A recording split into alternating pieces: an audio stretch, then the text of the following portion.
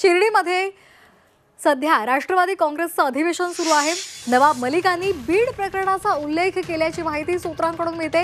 बीडच्या घटनेमुळे पक्ष आणि पक्ष नेतृत्वाची बदनामी होते असा दावा मलिकांनी केल्याची माहिती सूत्रांकडून मिळते। आगामी निवडणुकांसाठी ही बदनामी हिताची नाही असंही मलिकांनी म्हटलेलं आहे। सूत्रांकडून ही आपल्याला माहिती मिळालेली आहे। पक्ष नेतृत्वानं लवकर पक्षाच्या हिताचा विचार करावा अशी मागणी मलिकांनी केल्याची माहिती सूत्रांकडून मिळते। तर 2 दिवस शिर्डीमध्ये राष्ट्रवादीचं अधिवेशन सुरू आहे।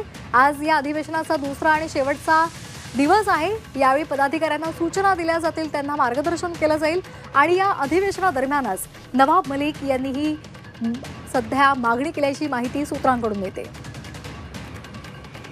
तर या अधिवेशनामध्ये बीड प्रकरणाचा नवाब मलिक यांनी उल्लेख केलेला आहे। बीडच्या घटनेमुळे पक्ष आणि पक्ष नेतृत्वाची बदनामी होते असा दावा त्यांनी केलेला आहे आणि त्यामुळे ही बदनामी आपल्या हिताची नाही। आगामी निवडणुका आहेत आणि त्या संदर्भात आता पक्षानं याकडे लक्ष द्यावं, लवकरात लवकर पक्षाच्या हिताचा विचार करावा अशी मागणी नवाब मलिकांनी केलेली आहे।